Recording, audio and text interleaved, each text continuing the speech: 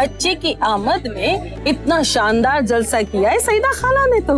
वाकई कोई कसर नहीं छोड़ी, इतने दिनों बाद खुशियां जो घर में आई हैं। सही में मैं तो दाद देती हूँ आदिल भाई की, जान छिड़कते नफीसा पर, शौहर हो तो उनके जैसा।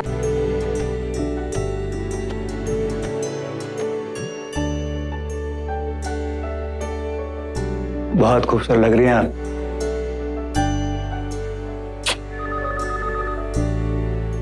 लो, इसे भी अभी बजना था।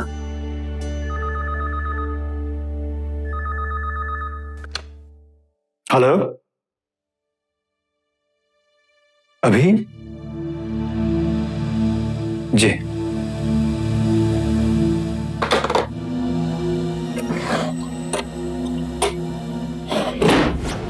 ये लो। ये किस लिए? ले लो, जरूरी है।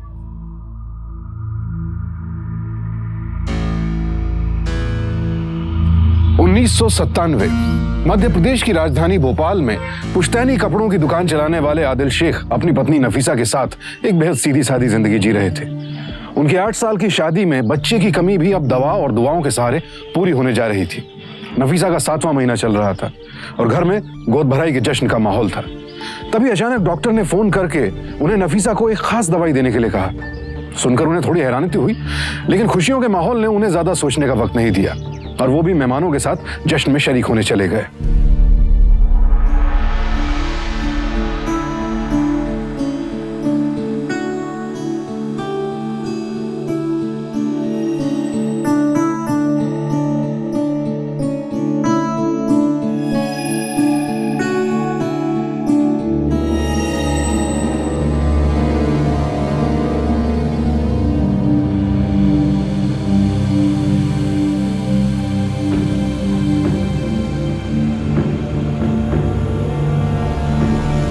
नफीसा, नफीसा क्या हो गया? नफीसा,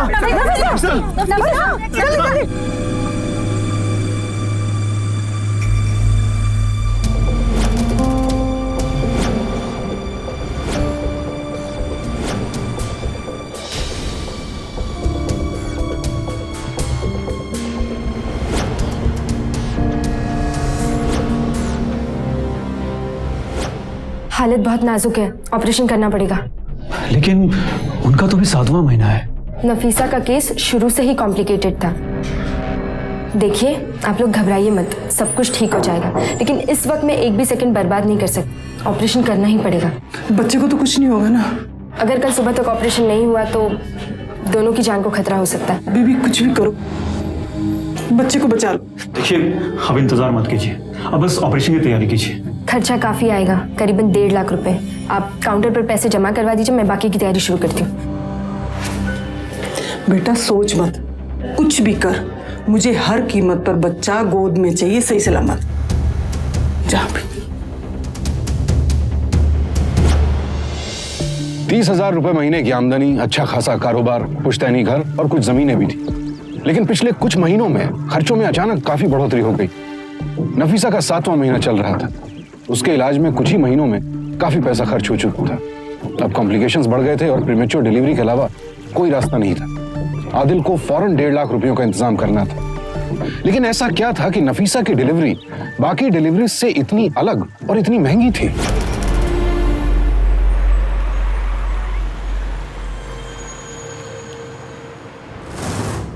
ऑपरेशन करना ही पड़ेगा, खर्चा काफी आएगा, करीबन 1.5 लाख रुपए।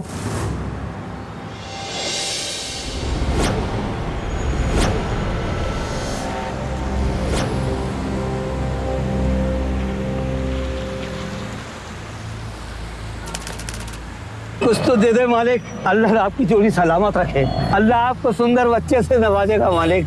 पीर बाबा आपकी हर मुराद को पूरी करेंगे बीवी। कुछ तो दे दे बीवी जी, कुछ तो दे दे इस गरीब को, मालिक आपकी हर मुराद को पूरी करें। अरे तुम भी ना, तुम भी मैं भी सब बाद में, पता नहीं क्यों, लेकिन इनकी दुआ में सच्चाई लग रही थी। पीर बाबा हमारी मुराद जरूर पूरी करेंगे। चलिए भी। ये देखो भी, ये निखर फिर से पेट से है। अब देखो, 2 बच्चे तो पहले से ही हैं, घर भर में दौड़ते रहते हैं, चैन भी नहीं लेने देते हैं। दादी दादी कह के सारे घर में धूम मचाए रहते हैं। कुछ भी कहो भी, बच्चों से तो जान रहती है घर में। हाँ, तुम बहुत किस्मत वाली हो फरजाना, जो तुम्हें निखत जैसी बहू मिली, वरना कितनों की किस्मत में तो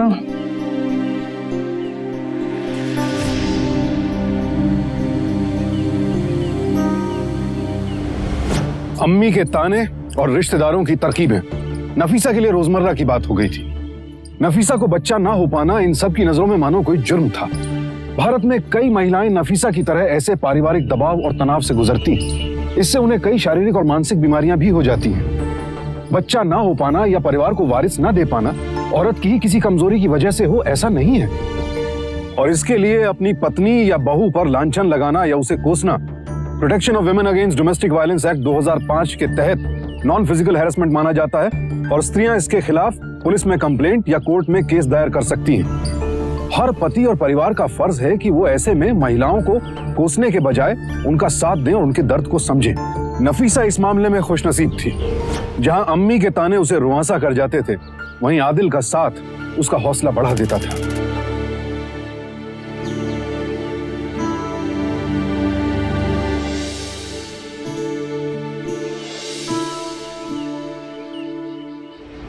कितना खुश लग रहा है ना आज आदिल। तेरे बच्चे होते तो आज घर में जान आ जाती।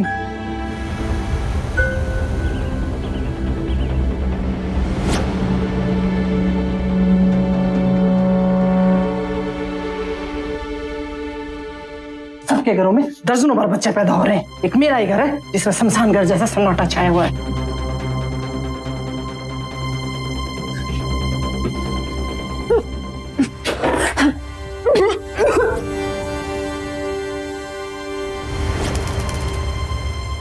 सुनिए, मुझे अभी तक महीना नहीं चढ़ा। तो 4 दिन पहले ही हो जाना चाहिए था, लेकिन नहीं हुआ। मुझे अपना चेकअप करवाना है। देखो नफीसा, अभी 4 दिन ही तो है, ये वह भी तो हो सकता है। इससे पहले भी कितनी बार हुआ है। अरे कुछ दिन रुको, अगर फिर भी नहीं हुआ तो डॉक्टर के पास चल पड़ेंगे ना। नहीं, ये मेरा वहम नहीं है। मैं जो महसूस कर सकती हूँ वो आप नहीं कर सकते। मुझे पूरा यकीन है।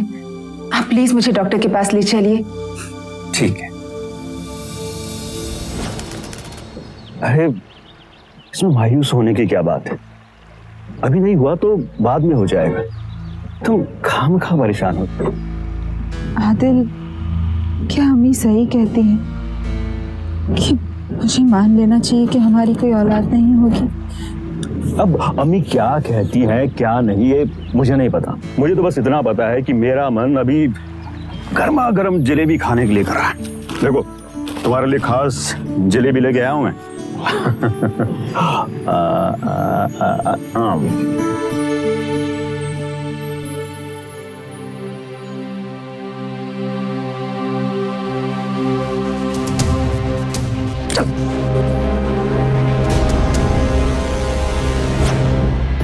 सात सालों में न जाने कितनी बार नफीसा को ऐसा लगा कि वो प्रेग्नेंट है, लेकिन उसे हर बार मायूसी का ही सामना करना पड़ता। वक्त के साथ साथ बच्चे के लिए अम्मी का दबाव बढ़ता गया और नफीसा डिप्रेशन में जाने लगी। नफीसा और आदिल के साथ साथ अम्मी ने भी कई टोटके किए, लेकिन कोई फायदा नहीं हुआ। डॉक्टर्स ने तो नफीसा से साफ साफ कह दिया कि वो बच्चे की उम्मीद छोड़ ही दे, क्योंकि उसकी बच्चेदानी में बच्चा संभालने की ताकत ही नहीं है। लेकिन फिर भी नफीसा का दिल ये बात मानने को तैयार नहीं था और आदिल का साथ उसकी उम्मीदों को और बढ़ा देता था। तभी एक दिन उसने कुछ ऐसा सुना कि उसके होश उड़ गए। देख बेटा, बहुत हो गया। 8 साल हो गए तेरी शादी को, अब मेरे से और इंतजार नहीं होता है। वो तेरा अमेरिका वाला भाई मुस्ताक, अब तो उसने भी बयान दिया है कि नफीसा कभी मां नहीं बन सकती। वो बांझ है। मेरी मान, तू अब दूसरा निकाह कर ले। अगर तेरे से नहीं होता तो मैं लड़की ढूंढ देती हूँ। लेकिन अम्मी आप समझते क्यों नहीं है? मैं क्या समझूं? तू मेरी इकलौती औलाद है। अब घर का चिराग कहाँ से आएगा? मैं बच्चा गोद ले लूंगा। मुझे दूसरों का बच्चा नहीं चाहिए, अपना खून अपना बच्चा चाहिए। देखिए अम्मी, चाहे जो कुछ भी हो, मैं नफीसा को तलाक नहीं दूंगा।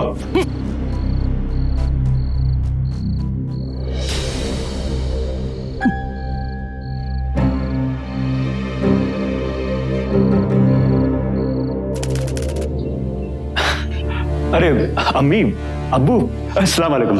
वालेकुम। कैसे हैं आप लोग? अल्लाह का फजल है। और अब वो काम कैसे चल रहा है आपका? काम अच्छा चल रहा है।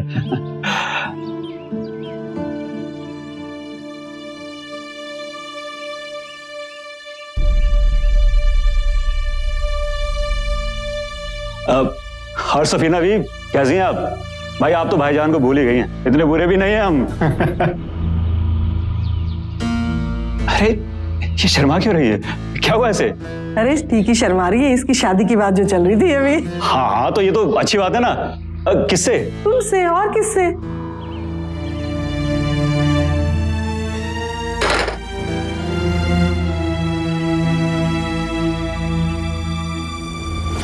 आदिल, आदिल, एक बार मेरी बात तो सुनिए। सफीना से अम्मी जान को इस घर का चिराग मिल जाएगा और हम दो बहनें। पागल हो गई हो तुम? सफीना मेरी बच्ची जैसी है। अरे उसकी उम्र ही कितनी थी जब हमारी शादी हुई थी, और तुम उससे हमारा निकाह कराने चली हो। आज के बाद इस घर में कोई भी इस बात का जिक्र नहीं करेगा, और जो कोई भी इस बात का जिक्र करेगा उस दिन मैं घर छोड़कर चला जाऊंगा। कान खोलकर सुन लो तुम।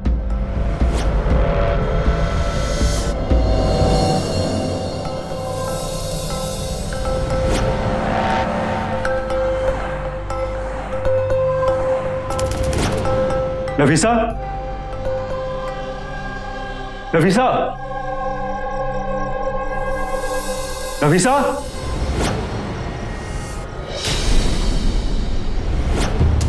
नफीसा, नफीसा, अरे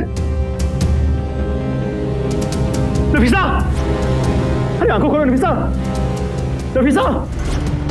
डोमेस्टिक वायलेंस पर की गई एक रिसर्च के अनुसार भारत में जितनी महिलाएं आत्महत्या करती हैं उनमें 64% केसेस डोमेस्टिक वायलेंस और मेंटल हैरेसमेंट की वजह से होते हैं। नफीसा भी इन्हीं औरतों में से एक थी। ये तो खुदा का रहम था कि आदिल ने उसे वक्त रहते बचा लिया। जिंदगी तो बच गई लेकिन खुशियां खो गई थी।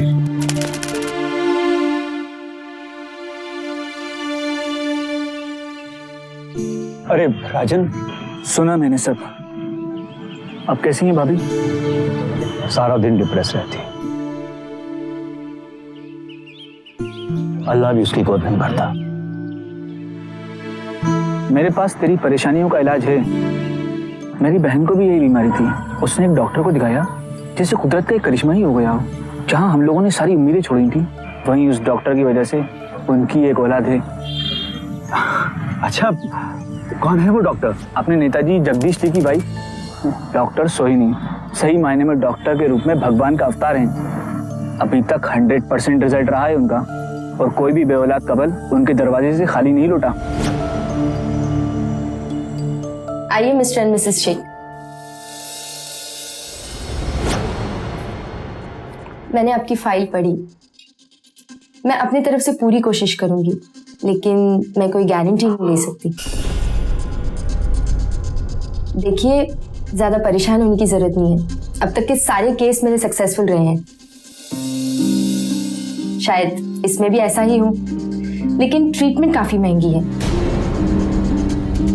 इसलिए आप चाहे तो एक बार दोबारा सोच सकते हैं। जी, आप पैसों की बिल्कुल चिंता मत कीजिए, जैसे भी होगा मैं सब कुछ अरेंज कर दूंगा। ठीक है, मैं कुछ दवाइयाँ लिख देती हूँ, आप आज से शुरू कर दीजिए। जी। और एक बात याद रखना, मेरे इलाज के बारे में आप ना तो किसी से शेयर करेंगे कुछ, और ना ही किसी दूसरे डॉक्टर के पास जाएंगे। बोलिए, मंजूर है?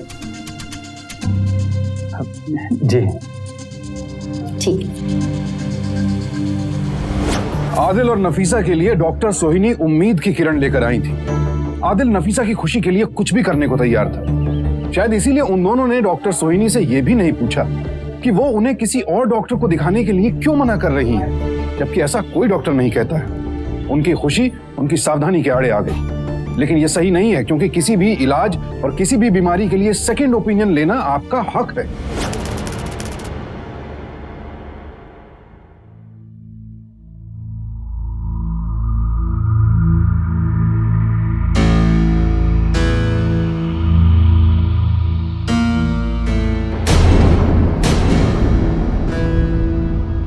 डॉक्टर सोहिनी, क्या मुझसे वाकई कोई उम्मीद नहीं?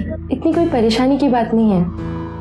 अगर इस ट्रीटमेंट के थ्रू बच्चा नहीं हो रहा है तो हम आईवीएफ कर सकते हैं, यानी इन विट्रो फर्टिलाइजेशन।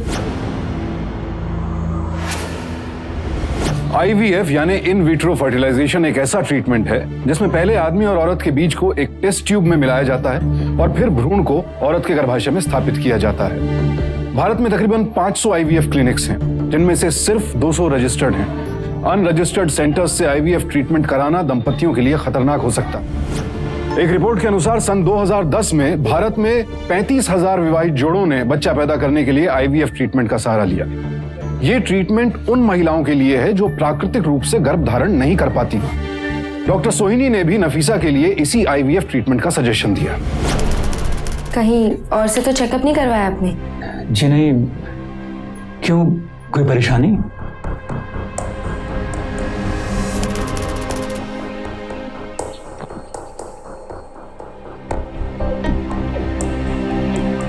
अम्मी,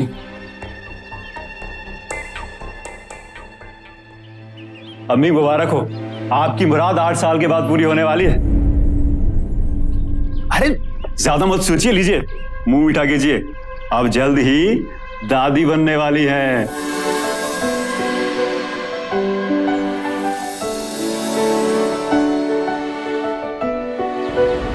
बच्चे के आने की खबर से घर में खुशियों की लहर दौड़ गई। जो सास कल तक ताने देती थी, आज उसी की आंखों का तारा बन गई थी नफीसा। खुद नफीसा और आदिल भी फूले नहीं समा रहे थे। बच्चे के आने की खुशी में नए नए सपने बुने जा रहे थे। इस घर को देखकर लगता ही नहीं था कि ये वही परिवार है जहां कुछ दिनों पहले तक मायूसी का साया मंडरा रहा था। अरे तू फिर आ गई रसोई में?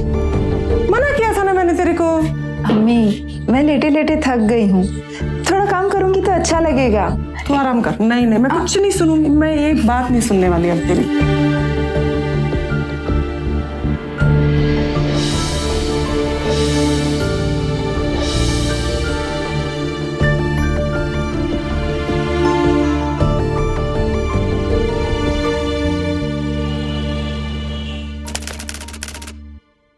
रिपोर्ट्स तो ठीक है, पर क्योंकि हमने आईवीएफ किया है इसलिए अब ज्यादा ध्यान रखना जरूरी है।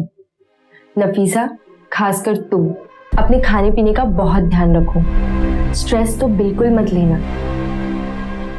और दवाई सही समय पर लेती रहना। और अगर कोई भी प्रॉब्लम हो तो मुझे फोन करना। खुद से अपना इलाज मत करना, ठीक है? आपके पैसे। Thank you. चलिए।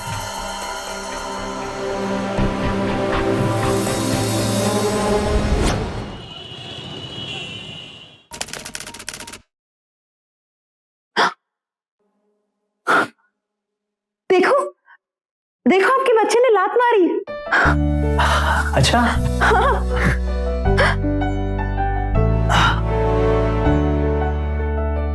मुझे कुछ महसूस नहीं हो रहा है। या देखो, फिर से लात मारी। नहीं, मेरा बच्चा ना आपसे प्यार ही नहीं करता, सिर्फ अपनी अम्मी से प्यार करता है। सब ठीक लग रहा है मिस्टर शेख। अब आपको नफीसा का ज्यादा ध्यान रखना होगा जी। 7वां महीना शुरू हो रहा है और 7वां महीना थोड़ा कॉम्प्लिकेटेड होता है। इस मंथ में कुछ ऐसे कॉम्प्लिकेशंस हो जाते हैं जिसके बारे में हम सोच भी नहीं सकते। जितना हो सके नफीसा को आराम देना। जी जरूर। मैडम, आपसे एक बात कहनी थी। जी। मेरा एक चचेरा भाई है जो डॉक्टर है अमेरिका में। उसने कहा था कि जितनी ज्यादा मूवमेंट हो, यानी कि फिजिकल एक्टिविटी, हर डिलीवरी में उतनी आसानी होती है। तो आप उसी से अपना इलाज करवा लेते। देखिए मिस्टर शेख, मैं अपने मरीजों का इलाज खुद करती हूँ। अगर आप चाहते हैं तो। नहीं, ये तो यूं ही बोल रहे थे। इनका आपको ऑफेंड करने का कोई इरादा नहीं था। डॉक्टर सोहिनी, हम वही करेंगे जो आप कहेंगी। अब आपके पैसे। जी थैंक यू। मैं एक टैबलेट लिख रही हूँ, आपको हमारे हॉस्पिटल के मेडिकल काउंटर पर ही मिलेगी। लेकिन ये टैबलेट तभी लेना जब मैं कहूँगी। जी ठीक है? मैडम, ये फाइल मैं रख सकता हूँ? हाँ, मुझे दे दीजिए। आप क्या करेंगे मिस्टर शेख, ये एक मेडिकल फाइल है और आपको कुछ समझ में नहीं आएगा। और वैसे भी हम अपने सारे पेशेंट्स की फाइल अपने पास ही रखते हैं संभाल कर। जी। तो आप फाइल की बजाय ना अपनी बीवी का ध्यान रखिए, उन्हें आपकी ज्यादा जरूरत है। डॉक्टर सोहिनी के इलाज ने नफीसा और आदिल की जिंदगी खुशियों से भर दी। समय कैसे बीत गया पता ही नहीं चला। देखते देखते नफीसा का 7वां महीना शुरू हो गया। 7वां महीना हर गर्भवती महिला के लिए बेहद नाजुक होता है, क्योंकि बच्चे की ग्रोथ काफी हो चुकी होती है और प्री मैच्योर डिलीवरी का रिस्क भी रहता है। इसीलिए सभी डॉक्टर्स ज्यादातर महिलाओं को, फिर चाहे केस कॉम्प्लिकेटेड हो या नॉर्मल, आराम की सलाह देते हैं। डॉक्टर सोहिनी ने भी नफीसा को यही सलाह दी और अपनी दवाएं वक्त से लेते रहने के लिए कहा। रीति रिवाज के मुताबिक अम्मी ने घर पर गोद भराई का जश्न रखा। सभी रिश्तेदार और दोस्त बुलाए गए और वहीं अचानक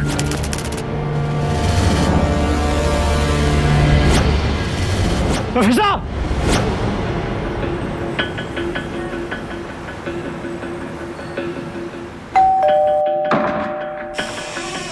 अरे मुश्ताक। अस्सलाम भाई। वालेकुम सलाम। तुम कब आए? भाभी कैसी हैं? Is she all right? अभी आधा घंटा पहले आया तब पता चला कि वो कल जलसे में गिर गई थी, अभी हॉस्पिटल में है। वो ठीक है, लेकिन ऑपरेशन करके बच्चा निकालना होगा। इलाज के लिए पैसे कम पड़ रहे थे तो मैंने अपनी दुकान बेच दी, बस उसी के कागज लेने आया था। भाई आप कहें तो मैं कुछ पैसों का अरेंजमेंट कर दूं?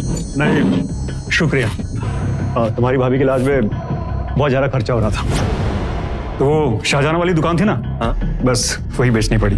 कि भाभी का आईवीएफ अच्छे से हो गया, अल्लाह का लाख लाख शुक्र है। मुश्ताक भाई, इंडिया के डॉक्टर्स भी बहुत ज्यादा एडवांस हो गए, यूएस जाने वाले एडवांस नहीं होते। हाँ हाँ भाई, यहाँ दवा से ज्यादा दुआ की जरूरत होती है, और अल्लाह के रहमो करम के आगे किसकी चलने वाली। खैर चलिए, मैं भी आपके साथ चलता हूँ। अरे तुम तो हैदराबाद जाने वाले थे ना किसी कॉन्फ्रेंस के लिए? हाँ तो पहले भाभी से तो मिल लूं। अरे फॉर्मेलिटीज की कोई जरूरत नहीं, तुम कॉन्फ्रेंस निपटा के आओ, उसके तो वैसे भी 3 महीने यहीं पे रहना है, ठीक है? मैं भी जल्दी में हूँ, चलता हूँ, वहां पहुंच के फोन मत करना। जी ठीक, खुदा हाफिज। अल्लाह हाफिज।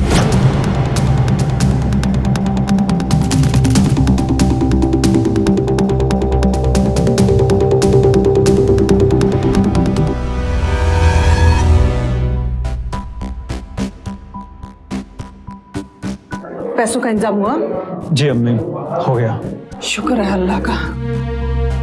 डॉक्टर, पैसों का इंतजाम हो गया है, मैंने काउंटर पे जमा कर दिए हैं। गुड। नफीसा कैसी है? ठीक तो है ना? सिचुएशन अंडर कंट्रोल है, आप लोग टेंशन मत लीजिए, मैं उसी का ऑपरेशन करने जा रही हूँ, तो excuse me. Situation under control है, आप लोग टेंशन मत लीजिए।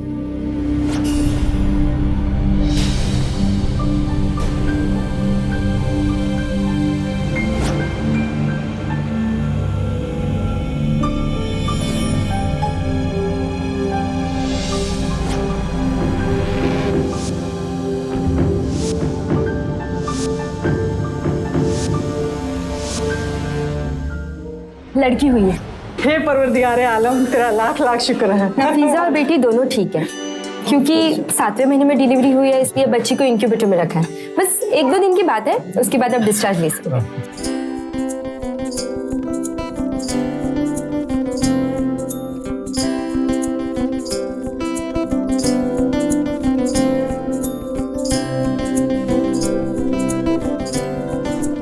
एनेस्थीसिया का असर है, बस थोड़ी देर में ही होश आ जाएगा।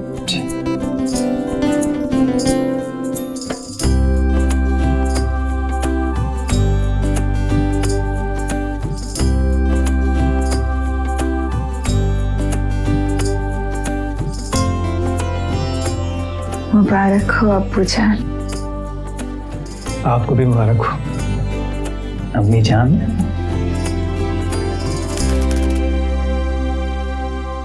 ये आपकी डिस्चार्ज फाइल। जी शुक्रिया।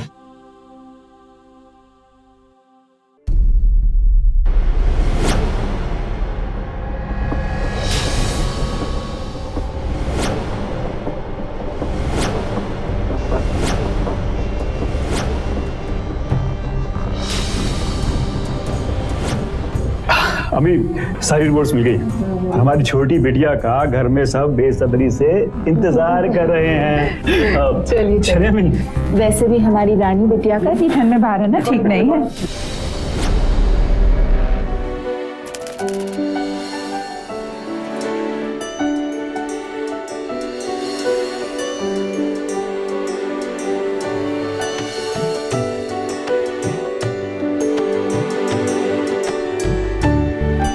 आदिल मियाँ, अब तक बीवी की गुलामी करते थे, अब घर में एक और मालकिन आ गई है। अब क्या करे भाई, अपनी पूरी जिंदगी तो गुलामी में ही कट रही है। अरे मुस्ताक बेटा, क्या ढूंढ रहे हो? खाला, मैंने परसों यहाँ पर्स रखा था। अरे वो तुम्हारी भाभी जान ने अलमारी में रख दिया होगा, ले लो।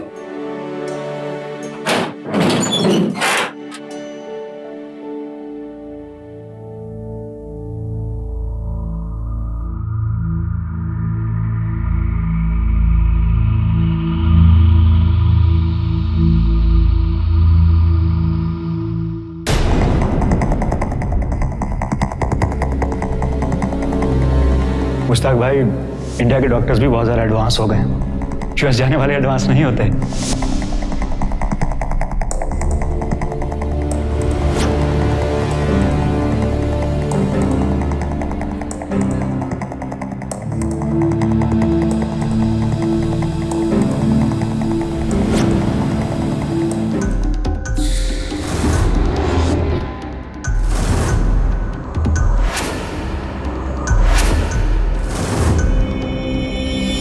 हमें धोखा नहीं दे सकती।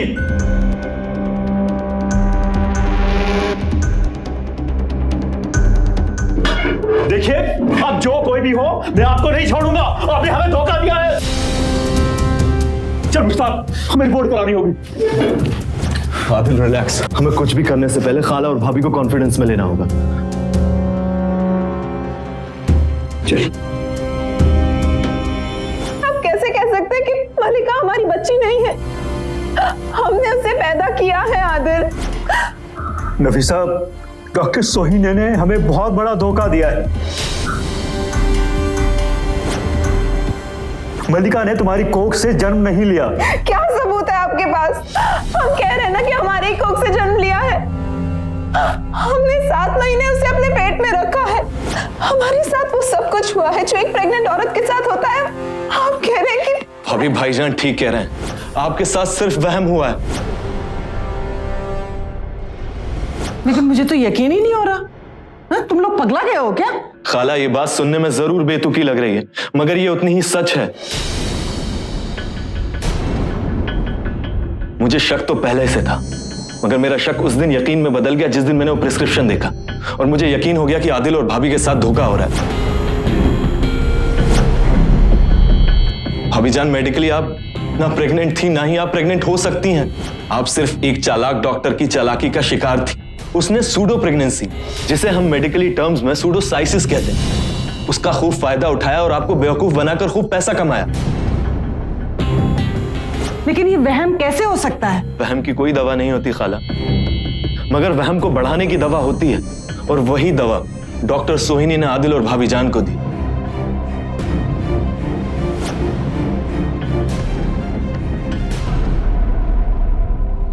स्यूडो प्रेगनेंसी एक ऐसा वहम है जो सच को भी हिला दे। मेडिकल टर्म्स में इसे स्यूडोसाइसिस या फेक प्रेगनेंसी के नाम से जाना जाता है। ऐसी महिलाएं जो काफी वक्त से बच्चे की उम्मीद कर रही हों और सच्चाई जानते हुए भी उसे स्वीकार न कर पा रही हों, उनके साथ स्यूडो प्रेगनेंसी के दौरान वो हर वाकया होता है जो किसी भी आम गर्भवती महिला के साथ हो। आदिल और नफीसा भी ऐसे ही वहम के शिकार बनाए गए थे। डॉक्टर सोहिनी ने नफीसा की बच्चे के लिए बढ़ती उम्मीद का अपने लालच के लिए इस्तेमाल किया। ये उनके लिए कोई नई बात नहीं थी। डॉक्टर सोहिनी ने कई नाउम्मीद दंपतियों को स्यूडो प्रेगनेंसी का सहारा लेकर न सिर्फ उम्मीद बल्कि औलाद का सुख भी दिया था। डॉक्टर सोहिनी ने दवाइयों के जरिए 7 महीनों तक नफीसा को न सिर्फ प्रेगनेंसी के फिजिकल सिम्टम्स महसूस कराए, बल्कि उसकी मानसिक स्थिति भी ऐसी कर दी कि उसे यकीन हो गया कि वो वाकई प्रेग्नेंट है। मेंस्ट्रुअल साइकिल यानी माहवारी का बंद होना, जी घबराना, पेट फूलना, यहाँ तक कि लेबर पेन्स भी फेक प्रेगनेंसी के दौरान महसूस किए जाते हैं या दवाइयों द्वारा महसूस करवाए जा सकते हैं। लेकिन सच्चाई सामने आने के बाद जो बात आदिल को सबसे ज्यादा परेशान कर रही थी वो थी इस बच्ची की असलियत।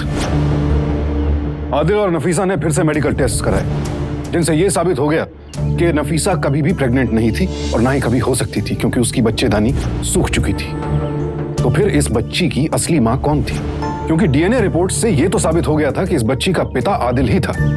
अब इन सब बातों की जड़ तक पहुंचना आदिल के लिए बेहद जरूरी हो गया था, ताकि वो डॉक्टर सोहिनी का पर्दाफाश कर सके। इसीलिए उसने डॉक्टर सोहिनी के खिलाफ एफआईआर दर्ज कर दी।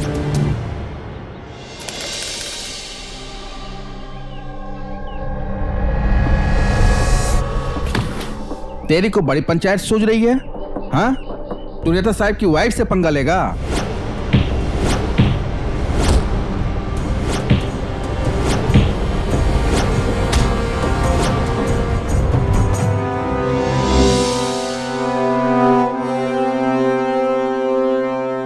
चाहे जो कुछ भी हो, मैं उन्हें छोड़ूंगा नहीं। अदालत आदिल शेख को अगले महीने की 21 तारीख तक का वक्त देती है ताकि वो डॉक्टर सोहनी के खिलाफ पुख्ता सबूत इकट्ठा कर सके। नहीं तो अदालत डॉक्टर सोहनी को बेगुनाह मानते हुए केस को खारिज कर देगी। इस केस को लेकर आदिल बेहद परेशान रहने लगा। नफीसा की बच्ची के प्रति बेरुखी, अम्मी से तनाव और खुद से शिकायत की वजह से नफीसा डिप्रेशन में जा रही थी और आदिल उसकी मदद करने की कोशिश भी नहीं कर पा रहा था। उसका दिलो दिमाग सिर्फ डॉक्टर सोहिनी को गुनहगार साबित करने पर तुला था। डॉक्टर सोहिनी की तरफ से उसे कई धमकियां आई। अदालत में भी उसकी सारी दलीलें गलत साबित कर दी गईं। नफीसा 100% प्रेग्नेंट थी और मैंने उसका इलाज पूरी इबादत से किया था। मेडिसिन, टेस्ट, सोनोग्राफी, यहाँ तक कि नफीसा ने अपने पेट में अपने बच्चे को महसूस तक किया था। उसके दिल की धड़कन तक सुनी थी।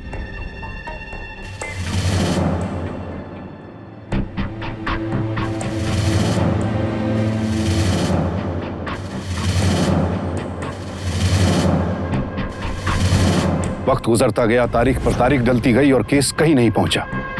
अब आदिल के पास 21 अक्टूबर 1998 वो आखिरी तारीख थी जब वो डॉक्टर सोहिनी का पर्दाफाश कर सकता था।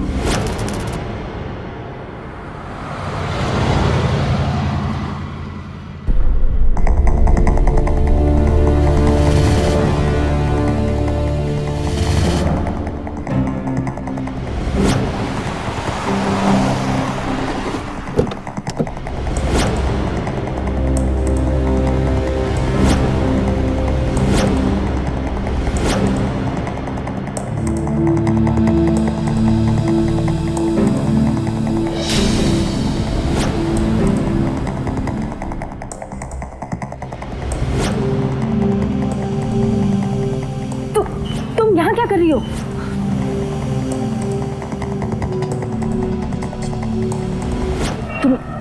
तुम वापस कब आई? मैंने तुमसे कहा था ना, जब तक ये केस रफा दफा नहीं होता तुम अपने गांव में ही रहना। डॉक्टर दीदी, माँ की तबीयत बहुत खराब है और डॉक्टर ने कहा है कि उनका इलाज केवल शहर में ही हो सकता है। लेकिन तुम यहाँ क्या कर रही हो? माँ के इलाज के लिए मेरे पास पैसे नहीं है और आपने जो पैसे दिए थे वो सारे खत्म हो गए। आपसे मदद मांगने आई हूँ। देखो, तुम्हारे जितने पैसे बनते हैं उससे ज्यादा ही मैंने तुम्हें दिए हैं। अब मैं तुम्हारी कोई मदद नहीं कर सकती। डॉक्टर दीदी, काम के बदले पैसे चाहिए, बिना काम के नहीं। आप मुझे बता दीजिए, अगर फिर से किसी का बच्चा जन्ना है तो मैं तैयार हूँ। ठीक है, थोड़े दिन रुक जा, एक बार ये केस खत्म हो जाए उसके बाद तुझे बुलाती हूँ। लेकिन याद रखना, तब तक किसी को कानो कान खबर नहीं होनी चाहिए, सुना? चल अब जा।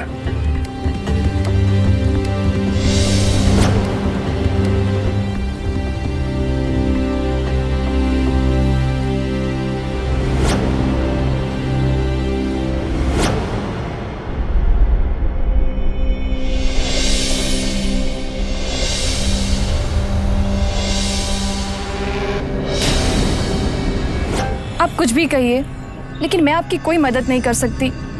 पैसों के लिए भी नहीं? आप तो केवल एक ही बार पैसे देंगे, लेकिन डॉक्टर दीदी से तो मेरी रोजी रोटी चलती है।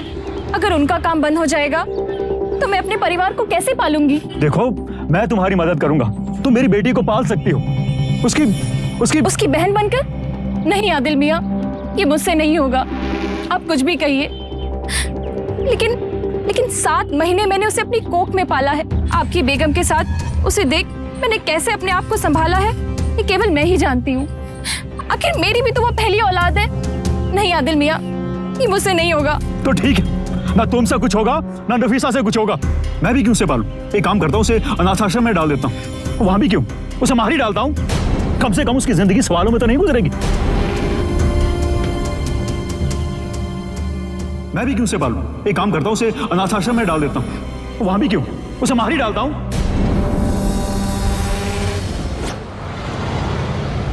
बाबा के इंतकाल के बाद हमारे पास कोई और रास्ता ही नहीं था। बीमार माँ और 2 छोटी बहनों का सिर्फ मैं ही सहारा हूँ। मीरा सुकुमारी 17 साल की बिन ब्याही माँ डॉक्टर सोहिनी शर्मा के झांसे में आ गई। मीरा जैसी मासूम और जरूरतमंद लड़कियों को फंसाने के लिए डॉक्टर सोहिनी की दलील थी कि वो एक नेक काम कर रही हैं, एक गरीब परिवार की मदद कर रही हैं। फेक प्रेगनेंसी दिखाकर बेऔलाद जोड़ों से भारी रकम ऐंठना और मीरा जैसी जरूरतमंद लड़कियों को सरोगेट मां बनाना डॉक्टर सोहिनी शर्मा का धंधा बन गया था, एक अवैध धंधा जिसे वो अपने प्रभावशाली पति की राजनीतिक पहुंच के साए में बेखौफ चला रही थी। इसलिए जब डॉक्टर सोहिनी ने मुझे बताया कि 25,000 रुपए के बदले तुम अपनी कोक उधार दे देना और समझाया कि एक नेक काम है जिसे तुम बिन औलाद के माँ बाप की मदद कर सकती हो, तो मैंने हाँ कर दी। जनाब, मैं इतनी पढ़ी लिखी नहीं हूं कि मुझे कोई अच्छी नौकरी दे सके, इसलिए इस नेक काम के लिए मैंने हाँ कर दी। सरोगेसी एक नेक काम है, लेकिन कुछ लोगों ने इसे अपना पेशा ही बना लिया है। गरीब जरूरतमंद औरतें पैसों के लिए अपनी कोख किराए पर देने को राजी हो जाती हैं और कुछ आईवीएफ सेंटर्स झूठ मूठ की सरोगेट मां पर आईवीएफ ट्रीटमेंट दिखाकर बेऔलाद जोड़ों से भारी रकम ऐंठते हैं और फिर कुछ दिनों बाद मिसकैरेज बता देते हैं। इस तरह के लोगों और ऐसे सेंटर्स से आपको सावधान रहने की बेहद जरूरत है। सूडो प्रेगनेंसी, सरोगेसी और आईवीएफ, इन तीनों में से कोई भी कानूनी जुर्म नहीं है, लेकिन जिस तरह से शहर की जानी मानी गायनेकोलॉजिस्ट डॉक्टर सोहिनी शर्मा ने अपने मफाद के लिए इन तीनों का इस्तेमाल किया है, उसे ये अदालत एक जुर्म मानती है। आप इसी वक्त से डॉक्टरी की प्रैक्टिस से रद्द की जाती हैं और 5 साल का कारावास आपके लिए दिया जाता है, साथ ही 2,000 रुपया बतौर जुर्माना अदालत में जमा करने का आदेश दिया जाता है। The court is adjourned.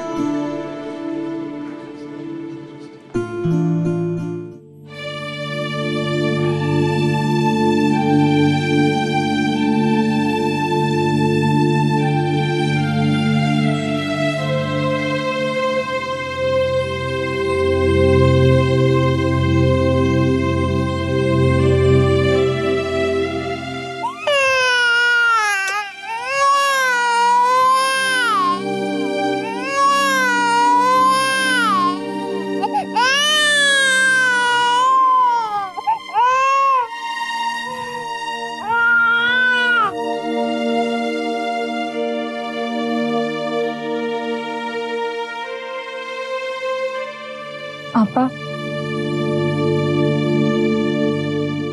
ये आपकी बेटी है, इस पर केवल आपका ही हक है।